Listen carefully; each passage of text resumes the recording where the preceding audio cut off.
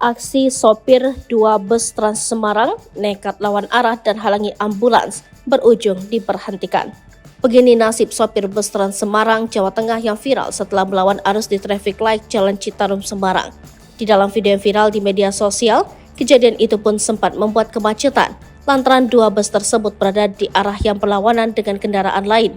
Tak hanya melanggar lalu lintas, dua bus milik pemerintah itu pun menghalangi mobil ambulans. Kepala Badan Layanan Umum Daerah Bus Trans Semarang, Haris Setio Yunanto mengatakan, sopir bus yang viral itu sudah diberhentikan. Tindak lanjut kami, driver langsung kita berhentikan sementara, jelasnya. Haris mengatakan, kini sopir bus yang viral di media sosial itu telah diganti dengan yang baru. Kita ganti yang baru sampai proses administrasi jadi, ujar dia. Haris menyebut pihaknya tengah menunggu proses administrasi yang berjalan untuk menentukan hukuman administrasi yang diterima oleh sopir bus tersebut. Keputusannya seperti apa? Nanti kita akan tunggu keputusannya. Apakah driver bisa lanjut atau tidak, nanti nunggu administrasi, paparnya. Ia mengaku sudah cek duduk perkara peristiwa tersebut. Haris menyampaikan jika peristiwa viral itu adalah kesalahan pihak bus Trans Semarang. Setelah kami cross-check, itu ceritanya memang kesalahan ada di pihak kami, ujar dia. Untuk itu, manajemen bus Trans Semarang meminta maaf atas kejadian viral itu.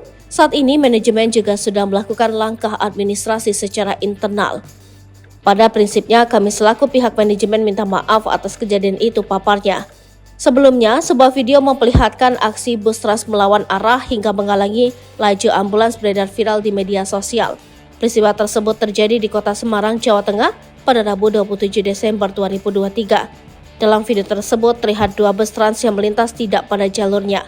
Bus tersebut masing-masing bernomor polisi H7007OV dan H7491BW. Akibatnya ambulans pun terpaksa melintas melalui jalur kanan untuk melewati kedua bus Trans. Sementara itu mobil-mobil yang berada di belakang ambulans tersebut lantas tersendat karena jalurnya terhalang bus Trans.